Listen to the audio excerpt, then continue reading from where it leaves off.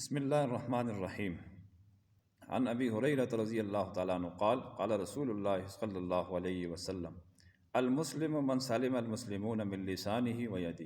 والمؤمن من امنہ الناس علی دمائہم واموالہم۔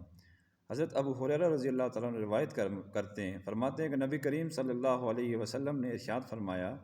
کہ حقیقی مسلمان وہ ہے کہ جس کی زبان درازیوں سے اور دست درازیوں سے باقی مسلمان محفوظ رہیں،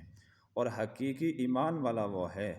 کہ جس سے لوگ اپنے مالوں کے بارے میں، جانوں کے بارے میں بے خوف و خطر رہیں۔ اس میں دو چیزوں کی تکلیف کا ذکر ہے، ایک ہاتھ کی اور ایک زبان کی۔ تو یہ بیشتر ایذاؤں کا تعلق، تکالیف کا تعلق زبان اور ہاتھ سے ہی ہے۔ باقی ایک مسلمان کی شان،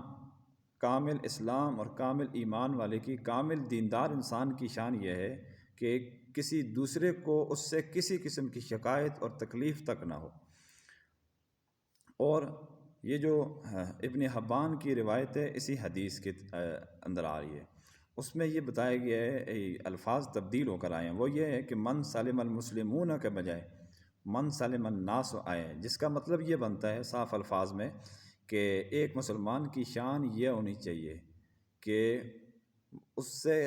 تمام لوگ محفوظ رہیں۔ یہ مسلمان کی قید نہیں ہے، یعنی کہ وہ مسلمان کی شرط نہیں ہے کہ مسلمان محفوظ رہیں، تمام بنی نوع انسان حتیٰ کہ حیوانات بھی اس کی تکلیف سے محفوظ رہیں، کسی قسم کی تکلیف اس سے محسوس نہ کریں،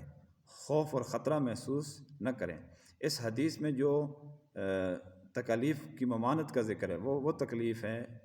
ایمان کے منافی ہے، اسلام کے، جو بغیر کسی صحیح وجہ اور معقول سبب کے ہو، ورنہ مجرموں کو سزا دینا، چوروں کو سزا دینا، یہ اس حدیث کے منافی نہیں ہے۔ اگر ان کو سزا نہ دی جائے خدا نخواستہ تو پھر دنیا امن اور راحت سے محروم ہو جائے گی۔ باقی آپ چوروں کو، لوگ ڈاکوؤں کو سپورٹ بھی بہت کرتے ہیں،